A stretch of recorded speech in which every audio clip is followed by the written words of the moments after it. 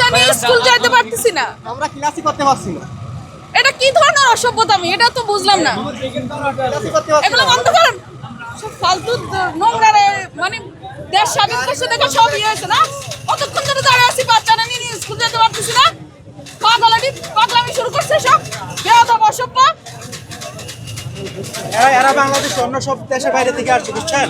যারা আন্দোলন করতেছে এরা বাংলাদেশি, আর যারা আটকে রয়েছে হাজার হাজার মানুষজন এরা হচ্ছে রোহিঙ্গা, দেশের বাইরে থেকে আসছে। আমাদের সবার কোনো দাম নাই। কাগজ ছাগল আসছে সব এখানে আন্দোলন করতে। এখানে হাজার হাজার মানুষজন, হাজার হাজার গাড়ি, হাজার হাজার ড্রাইভার, এতগুলো মানুষ কোন যুক্তিতে এখানে দাঁড়ায় আছে? কেন আটকে রাখছে এতগুলো? এমন একটা সেন্টার পয়েন্ট, এমন সেন্টার পয়েন্ট কেন আটকে রাখবে ওরা? ওদের যদি কোনো কর্মসূচি থাকে ওরা সরকারকে জানাবে, ওদের প্রতিষ্ঠানকে জানাবে।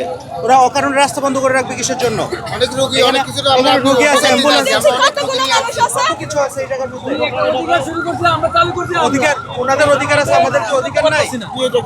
যারা সড়কে নামবে ওদের কোনো সরকারি কোনো গভর্নমেন্টের যদি কোনো কিছু হয় ভার্সিটির রাস্তা নেমে যায়। আমরা ভার্সিটির পড়েছি না, আমরা ভার্সিটি পাস করে আসছি, আমরা কোনো রাস্তা আন্দোলন করতে দেখিনি। জুলাই আন্দোলন করলাম আমরা রাস্তা বলে পড়েছি সব কিছু।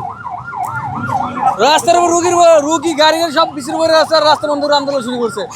ক্লাস করতে পারে না ওরা, আমরা রোগী নিয়ে এসে আটকে রেখেছি আমি। মানে এরা রাস্তা বলক করতে হলে ভার্সিটি সব আন্দোলন মিটে হয়ে যাবে ওদের একদিনের জন্য।